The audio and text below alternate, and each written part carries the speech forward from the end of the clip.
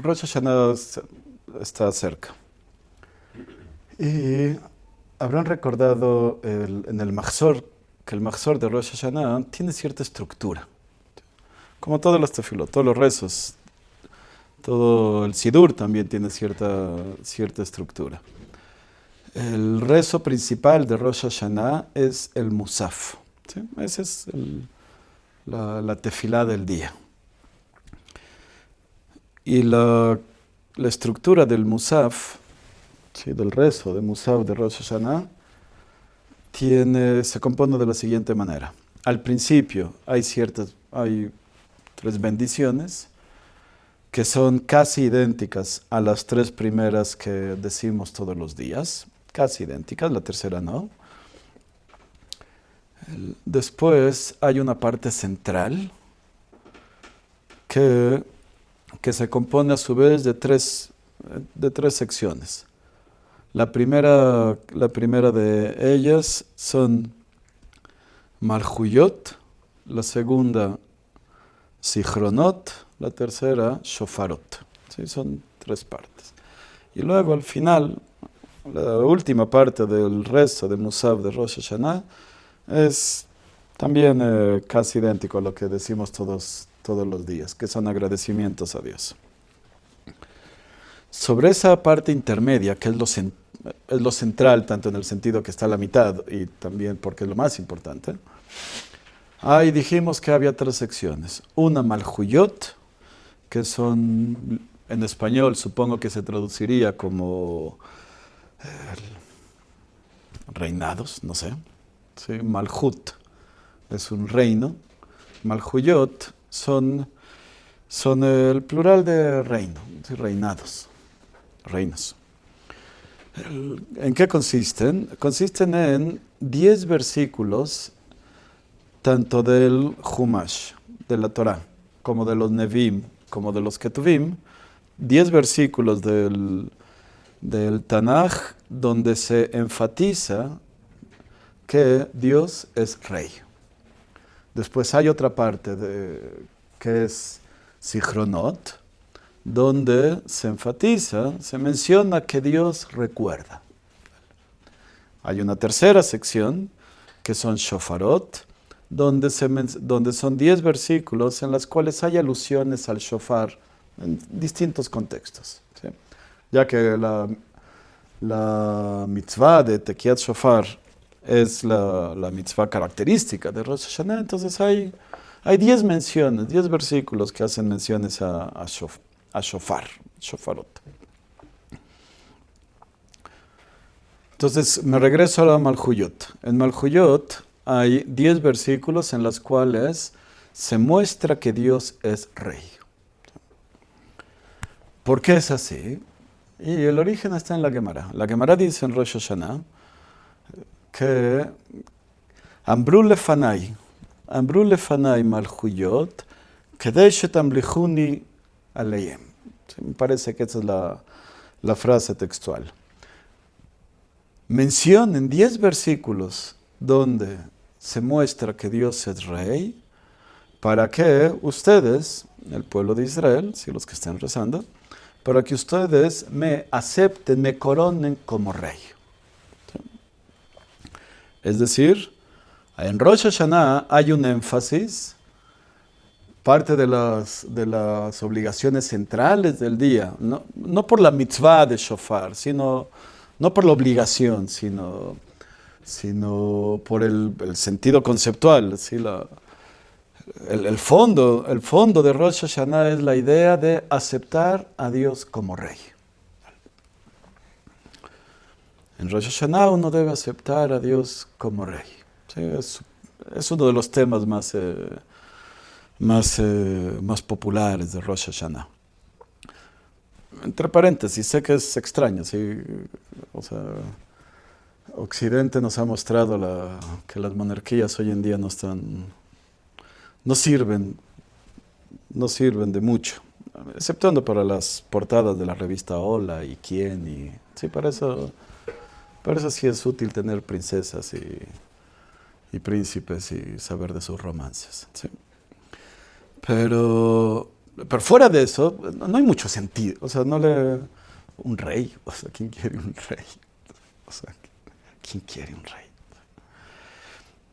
Yo creo que esa es la razón por la cual personas que vivieron en Europa, o que provienen de Europa, Ashkenazim, somos más reacios a aceptar autoridades.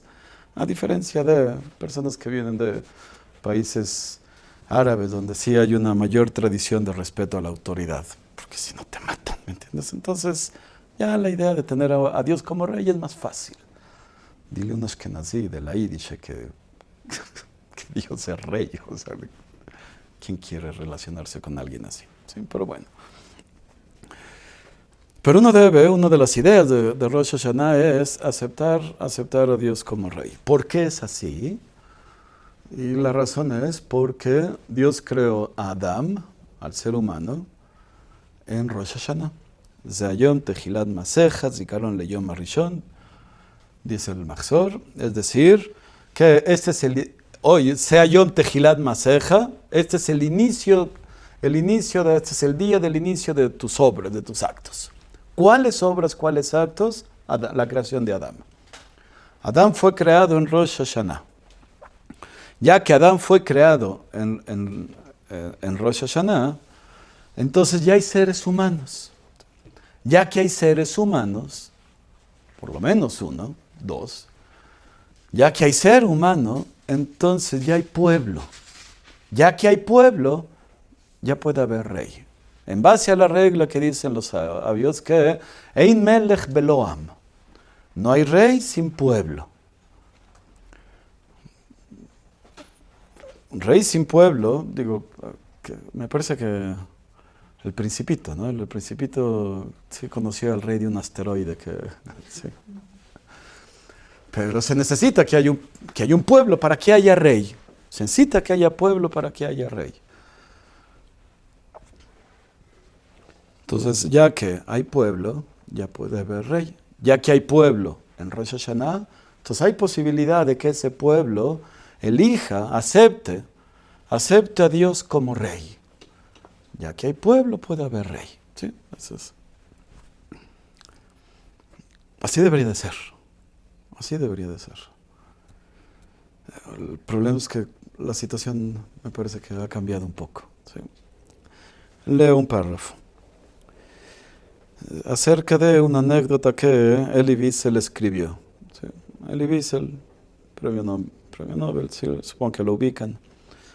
Él escribe que, lo leo, durante su primera noche, en tercera persona lo voy a leer, durante su primera noche en el campo, en un campo de concentración, él ya había visto la columna de humo negro que se elevaba hacia el cielo del crematorio donde los cuerpos de su madre y hermana se consumían.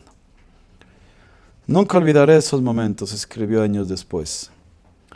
Nunca olvidaré esos momentos en los cuales asesinaron a mi Dios, mi alma, y convirtieron mis sueños en polvo. Y relata que pocos días después vio cómo la Gestapo colgaba, ¿sí? Ahorcaba a un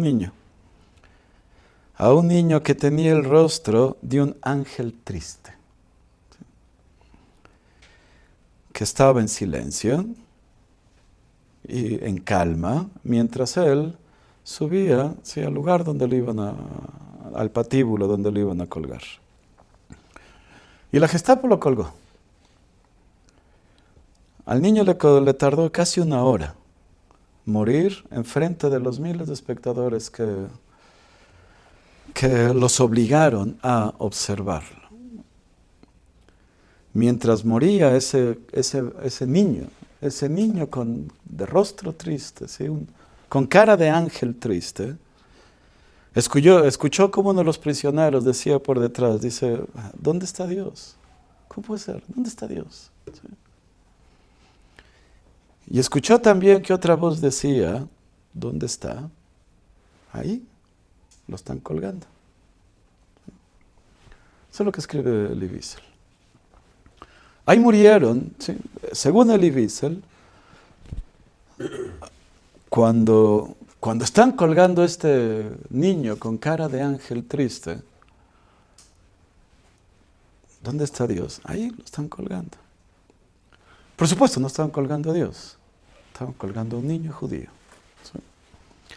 Están colgando un niño judío significa están colgando un pueblo, al miembro de un pueblo. Fue a él y a 6 millones. Pero cuando cuelgan a este miembro del pueblo, a este símbolo del pueblo, ¿sí? A este niño de ángel, triste, ¿sí? Indefenso, como era la mayoría del pueblo de Israel, ángel, Hazal dice que somos en ocasiones, ¿sí? Tratamos de actuar bien, tratamos de ser buenos. Tristes porque somos tristes, ¿sí? Ahí. ¿Qué esperas en el holocausto? Si hubo 2 muertos ahí. A este niño con cara de ángel triste. Y según la voz que escuchó Elie Wiesel, ahí también, ¿dónde está Dios? Ahí lo están colgando. ¿Sí? Entonces, por eso Elie Wiesel decía, Dios murió en Auschwitz. ¿Sí? Dios murió en Auschwitz. No sé si Dios murió en Auschwitz o no, digo, indudablemente Dios no murió, ¿sí? Pero una cosa es segura. Dios no estaba de la manera en la cual nosotros esperábamos que estuviese. Decirle a alguien que pasó la Shoah, decirle que no te preocupes, es parte de un gran plan, tú no has visto la película completa, no te sé. Eso lo dicen aquellos que nunca lo vivieron. Las explicaciones que se dan acerca de la Shoah, del holocausto, de cómo puede ser, ¿sí? Las explicaciones las dan aquellos que no lo vivieron. El Rebbe de Lubavitch nunca habló del holocausto. El Rebbe de Satmar nunca habló del holocausto. ¿Sí? Aquellos que lo viven, Baidom Aarón, ¿qué puedes decir? ¿Sí? ¿Cómo lo vas a justificar? ¿Cómo vas a justificarlo? ¿Sí? Es otra faceta, ¿sí? Un ester panim, un ocultamiento de Dios. O sea, ¿de qué manera? ¿Sí? ¿De qué manera digo, Dios por lo menos, ¿sí? Seguro no murió. Pero tampoco estaba de la manera en la cual uno esperaba, asumía que debería de estar. ¿Sí? El ester panim es una shgachá distinta. El ester panim, el ocultamiento de Dios, es una manera en la cual Dios se relaciona con las criaturas. Eso es la Torá, ¿sí? Lo vamos a leer en un par de semanas, ¿sí? Donde al final de Devarim se dice de que hay un ester panim, que en ocasiones Dios decide ocultarse. Pero cuando Dios se oculta, hay algo que no se oculta. ¿Sí? Si Dios se oculta en el mundo, si ya no se percibe la presencia de Dios de la manera en la cual uno asumiría que debería de estar, hay algo que pasa. No es de que simplemente hay un actor que decide colocarse detrás del telón, sino que cuando Dios se oculta y en ese momento algo se revela, que no es Dios. Dios se ocultó, pero hay algo surge y se revela y toma poder. Entonces Dios se ocultó, Dios no estaba ahí, por lo menos no estaba visible, ¿sí? No lo percibíamos, no lo percibían. Dios estaba fuera. A eso le llamamos que Dios estaba en exilio, estaba fuera. El siglo XX nos dio varios ejemplos de un nuevo tipo de gobierno, gobiernos en exilio. Sucedió con el rey, me parece que era Pedro II de Yugoslavia, cuando los nazis invaden Yugoslavia y obligan al gobierno a emigrar a otro país. Sucedió en Burma también. ¿Sí? En Francia un poco, ¿sí? Pero el Dalai Lama, hay un gobierno tibetano en el exilio. Hay un gobierno tibetano en el exilio que reside en la India. que emigraron después de 1950, la cual China invade el Tíbet, los que dirigían Tíbet, ese gobierno decide escapar y emigrar a la India. Y ahí hay un gobierno tibetano en exilio, del cual el Dalai Lama era el líder. Renunció hace 5 años, me parece. ¿Sí? Ahora ya solamente es el dirigente espiritual del budismo tibetano. Pero durante 50 años fue. Él es el líder de Tíbet. Pero no está en Tíbet. Está en otro lado. Entonces el siglo XX nos dio ejemplos de un nuevo tipo de gobierno, en lo cual es un gobierno que está en exilio. No es un concepto nuevo. La Torá lo llama Shejinah Begalut. La Shejinah está en exilio. La Shejinah, la divina presencia, está exilada. Ya no la vemos.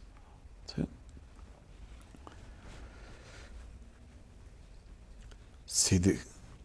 Si no hay... En Auschwitz, ¿sí? Había un exilio, ¿sí? Había un ocultamiento divino. ¿Sí? Pero también el pueblo de Israel fue masacrado. Una vez le preguntó Rav Yerucham Leibovitz a Rav Shlomo Wolbe. Sí, fueron 2 grandes rabinos, uno de la primera mitad del siglo XX y otro de la segunda. ¿Sí? Le preguntó a Rav Yerucham a Rav Wolbe, ¿cuántos judíos murieron en el Holocausto? Y Rav Wolbe se quedó sorprendido porque todo el mundo sabe la cifra de 6 millones. Le dijo 6 millones. Y Rav Yerucham dijo, no, murieron todos. Murieron todos. Y es otro pueblo. En los 80s hubo peleas callejeras entre Hasidim de Satmar y Hasidim de Lubavitch en Nueva York, en Brooklyn. Satmar y Lubavitch son 2 de los grupos hasídicos más grandes. Son cientos de miles. ¿Sí? O sea, son grupos bastante grandes. Si van a Brooklyn, van a ver ahí edificios tras edificios de Satmar. ¿Sí? Es un grupo muy fuerte, o sea, en verdad muy fuerte, muy poderoso. Lubavitch también. Y en los 80s hubo riñas callejeras entre Hasidim de Satmar y Hasidim de Lubavitch. ¿Sí? Entonces alguien se acercó con el Rebbe de Satmar, Rav Yoel Teitelbaum, que estuvo en Europa durante la Segunda Guerra Mundial y después se escapó. ¿Sí? Pero alguien fue a reclamarle al Rebbe de Satmar diciendo, ¿qué hacen sus Hasidim? ¿Qué hacen sus Hasidim? ¿Qué hacen sus seguidores? ¿Qué hacen sus Hasidim? Controle a sus Hasidim. Y el Rebbe de Satmar contestó, dice, yo no tengo Hasidim. Los míos murieron en Europa. Oye, ¿y esto? ¿Qué hay cientos de miles que dicen que son Hasidim de Satmar? Los míos murieron en Europa. ¿Sí?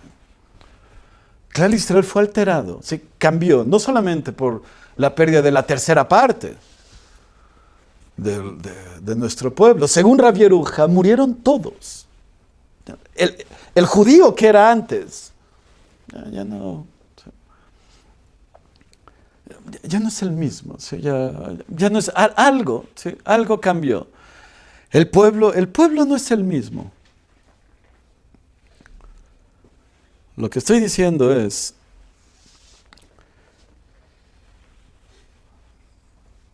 que Dios está en exilio y el pueblo está decimado. Esa situación triste. El rey está en exilio y el pueblo fue conquistado. Un país invade a otro. Al gobierno, al rey lo mandan al exilio. Y el pueblo lo dominan. Estamos dominados. No solamente nos mataron 6 millones.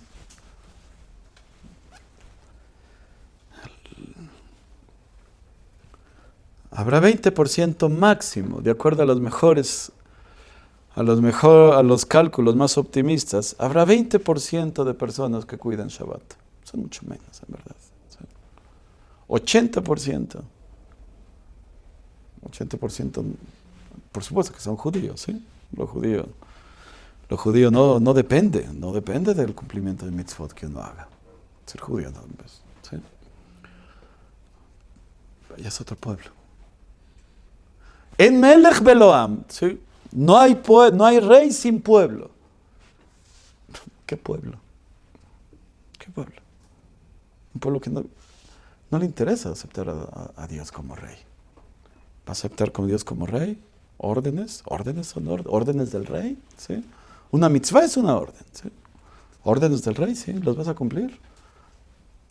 Por lo menos 613. Más de Rabanán, que son miles. Más las de Rabanán. ¿Sí? ¿Estás dispuesto? ¿No? Entonces, insubordinación. O sea, si te rebelas contra el rey, ¿qué importa? El rey vive en Francia. El rey está fuera. Oye, pero el rey... ¿Cuál rey? Ya los nazis nos invadieron. ¿Qué podemos hacer? Nuestro rey se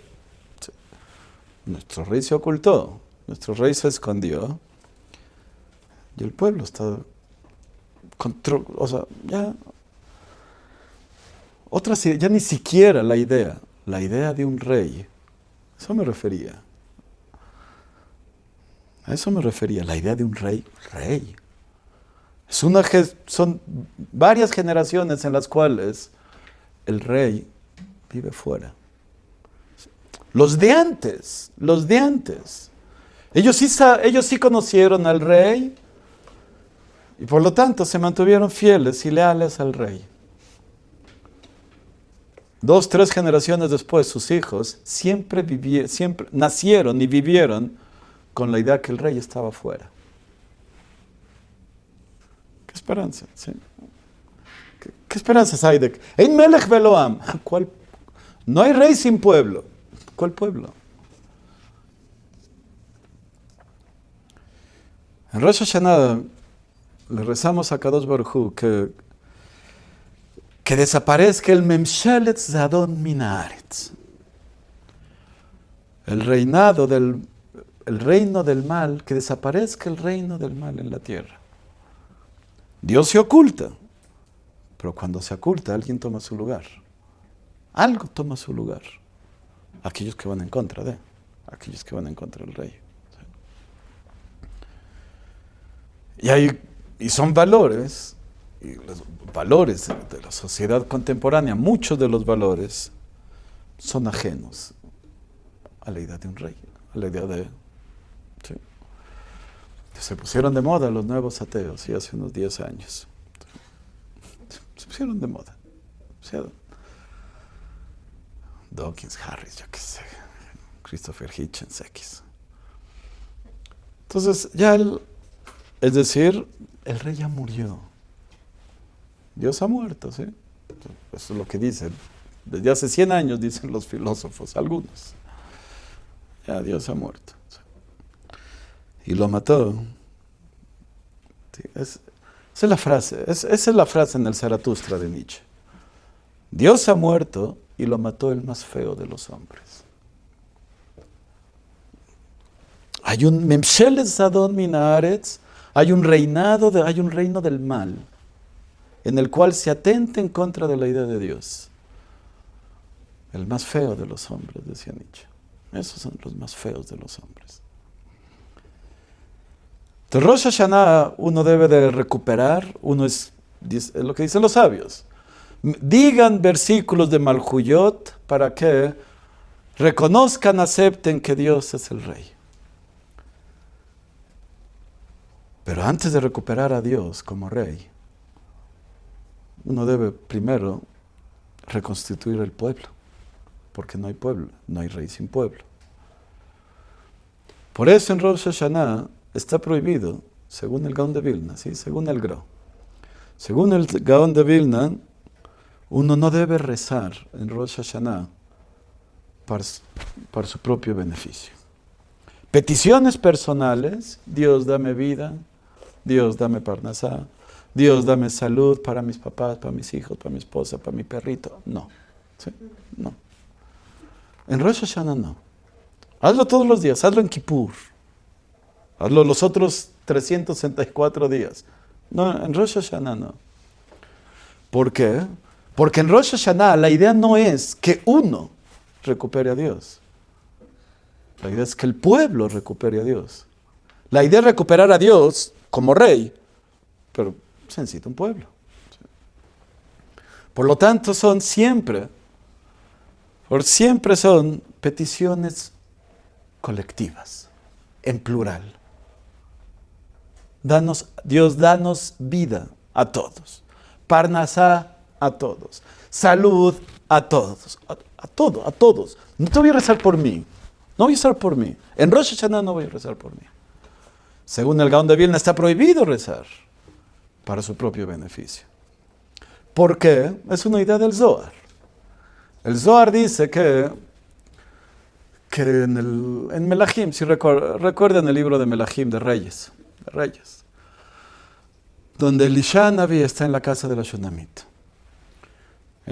Elisha Naví, sí, el profeta Elisha Naví, se quedó en la casa de alguien, de una mujer. Se quedó ahí unos días, la mujer lo atendió. Y después Elisha Naví le dijo, sí, ya era el momento de partir, y Elisha Naví le dice, voy a ver al rey. ¿Quieres que le pida algo por ti? ¿Quieres que interceda? ¿Quieres que pida algo? ¿Quieres algo? ¿Le pido algo por ti? Y la mujer responde, dice, no, yo me quedo con mi pueblo. Entonces dice el Zohar, Elisha Naví está diciendo, soy profeta, tengo contacto con el rey. ¿Sí? Soy profeta, tengo palanca con Dios. ¿Necesitas algo? Y la mujer responde, no, yo me quedo con mi pueblo. Y es la Gemara. La Gemara dice que los méritos personales no nos alcanzan para lograr vida, salud, parnasá, no nos alcanzan. Quien crea que sí le alcanzan, obviamente no se conoce a sí mismo, ¿sí? O sea, ¿tú qué sabes? ¿Qué es lo que Dios espera de ti? Tú sabes lo bueno que has hecho, indudablemente. Y sabes el poco mal que has hecho. Pero no sabes qué es lo que Dios espera de ti. Por lo tanto, es imposible que sepamos, sí. Si mis propios méritos lograrán que yo prosiga con vida por lo menos otro año más. No sabemos, no tenemos manera de saber. Por lo tanto, tú vas a pedir en primera persona que Dios te dé a ti. ¿Quieres que Dios se fije en ti? ¿Quieres que Dios se fije en ti? Va. Dice la Shunamí, dice la mujer, no, prefiero quedarme con mi pueblo. Hay una promesa divina que el pueblo judío siempre permanecerá. Prefiero quedarme entre ellos. Que no me vea solo. Porque si me ve solo, me juzgará solo. Y si me juzga solo, híjoles, no sé si tendré. No sé si tengo los méritos suficientes. Intégrate al klal. Únete al klal. Tu única posibilidad es unirte al mérito colectivo del pueblo de Israel. Únete a ellos. Pide en plural. Ni se te ocurre pedir en primera persona. Porque atrae sobre ti la mirada divina y a ver si como roncas duermes. A ver. ¿Sí? Órale. Entonces dice el Zohar, me quedo con el pueblo. Quédate con el pueblo. Pide por el pueblo. Y que el mérito, que de alguna manera compartir del mérito colectivo de todos. En Rosh Hashanah entonces se trata de coronar a Dios como rey sobre el pueblo. ¿Sí? Estoy resumiendo. En Rosh Hashanah se trata de coronar a Dios como rey del pueblo. pero tiene que haber pueblo. ¿Cómo podemos hacer que haya pueblo? Primero, 1, integrándose al pueblo. 2, vela por el pueblo. Reconstituye al pueblo. Dale ánimos a aquellos que no quieren ser parte del pueblo. Preocúpate por los que no son parte del pueblo. Vuélvelos a integrar. Intégralos otra vez al pueblo. ¿Ves que hay un yehudí que va en el proceso de salida del pueblo? Tráelo. Habla con él. ¿Ves que hay otro yehudí que no conoce a su rey? No conoce. Habla un poco. Hay beneficios.